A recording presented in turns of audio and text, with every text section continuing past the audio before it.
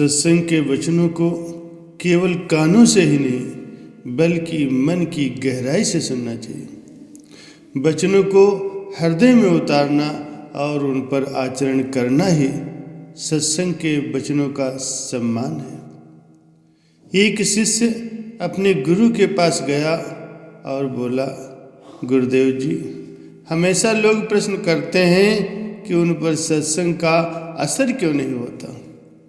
मेरे मन में भी ये प्रश्न लगातार चल रहा है। गुरुजी बड़े प्रेम भाव से बोले, बेटा एक घड़ा मदिरा ले आओ। शिष्य मदिरा का नाम सुनते ही अवाक रह गया।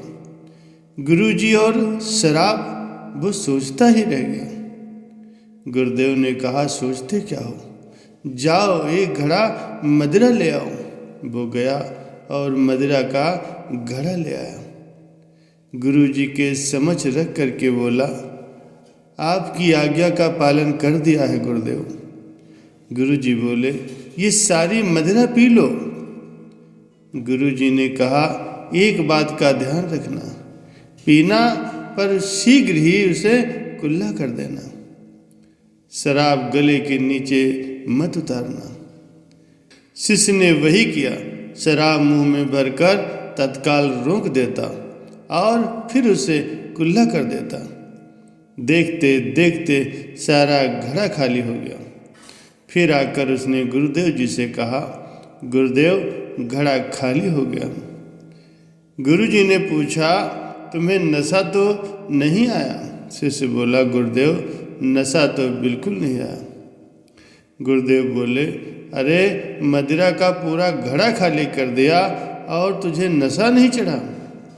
शिष्य ने कहा, गुरुदेव नशा तो तब चढ़ता जब मदिरा गले के नीचे उतरती। गले के नीचे तो एक बूंद भी नहीं गई, फिर भला नशा कैसे चढ़ेगा? तब गुरुदेव जी ने समझाया, बेटा बस सत्संग को भी लोग ऊपर से ही सुन लेते हैं, गले के नीचे नहीं उतारते।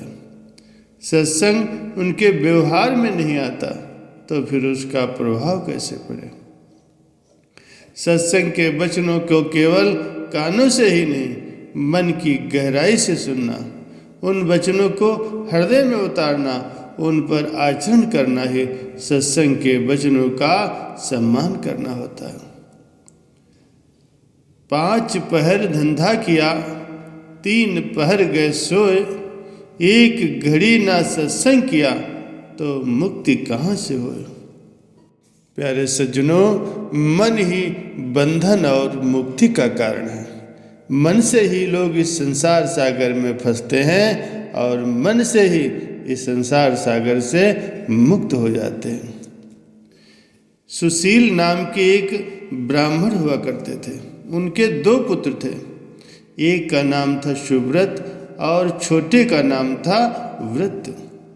दोनों युवा थे, दोनों गुण संपन्न थे और कई विद्याओं में महारत हासिल किए हुए थे। एक बार घूमते घामते दोनों प्रयाग पहुंच गए।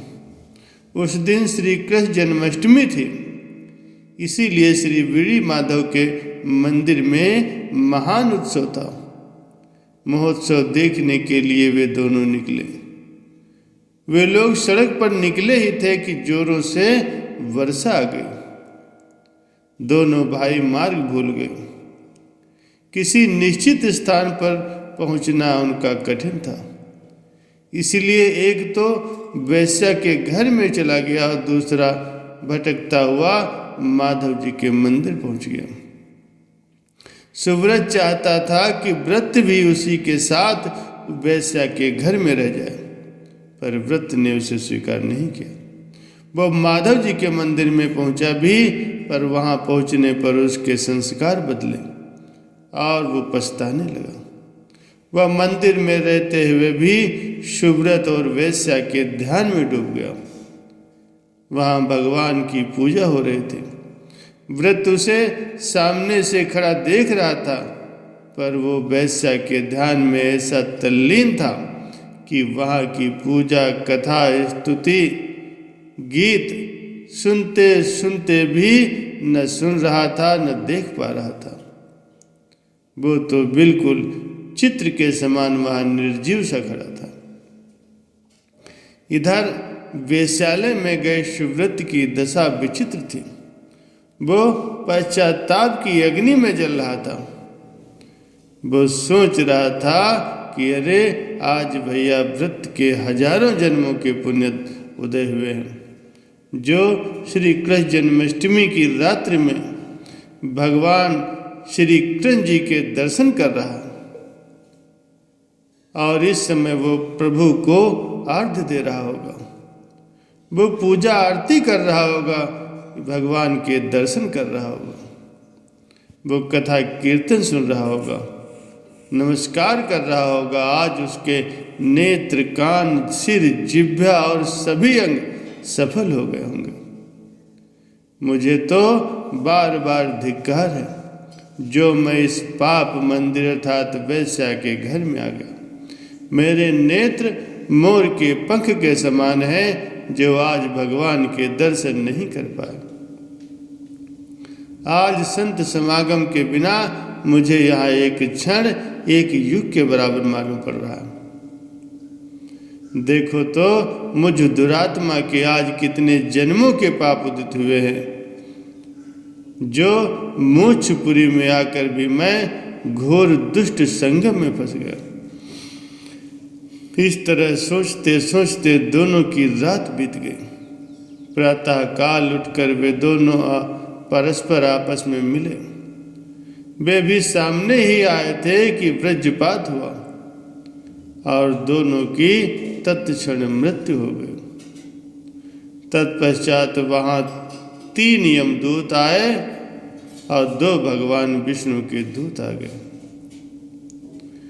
यमदूतों ने तो व्रत को पकड़ा और विष्णु के दूतों ने शिवव्रत को साथ लिया। ज्यों ही वे लोग चलने के लिए तैयार हुए, त्यों ही शिवव्रत घबराया हुआ बोला, अरे आप लोग ये कैसा अन्याय कर रहे हैं? कल के पूर्व तो हम दोनों एक समान थे, पर आज की रात मैं वैश्यालय में रहा हूँ और ये मेरा छोटा भाई व्रत माधव जी के मंदिर में रहकर पूजा अर्चन कर चुका है।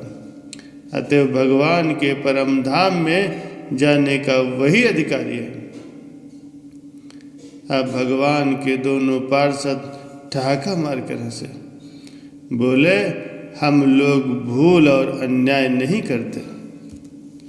देखो, धर्म का रहस्य बड़ा ही सूक्ष्म और विचित्र है। सभी धर्मों कर्मों में मन की शुद्धि ही मूल कारण है। मन से किया गया पाप दुखद होता है और मन से ही चिंतित धर्म सुखद होता है। आज तुम रात भर शुभ चिंतन में लगे रहे हो, अतएव तुम्हें भगवान के धाम की प्राप्ति हुई। इसके विपरीत वो आज की सारी रात अशुभ चिंतन में लगा रहा, अतएव वो नरक जा रहा। इसलिए सदा धर्म का ही चिंतन और मनन करना चाहिए। प्यारे सज्जनों, जहाँ मन है वहाँ मन के विषय हैं, अर्थात जहाँ मन होता है वहीं हम होते हैं। मन अगर वैश्यालय में हो तो मंदिर में रहकर भी मनुष्य वैश्यालय में है, और मन अगर भगवान में लगा हुआ है तो आप चाहे कहीं भी हो, आप भगवान में ही। सुव्रत ने कहा, पर जो हो, इस भाई के बिना मेरी भगवान के धाम में जाने की कोई इच्छा नहीं।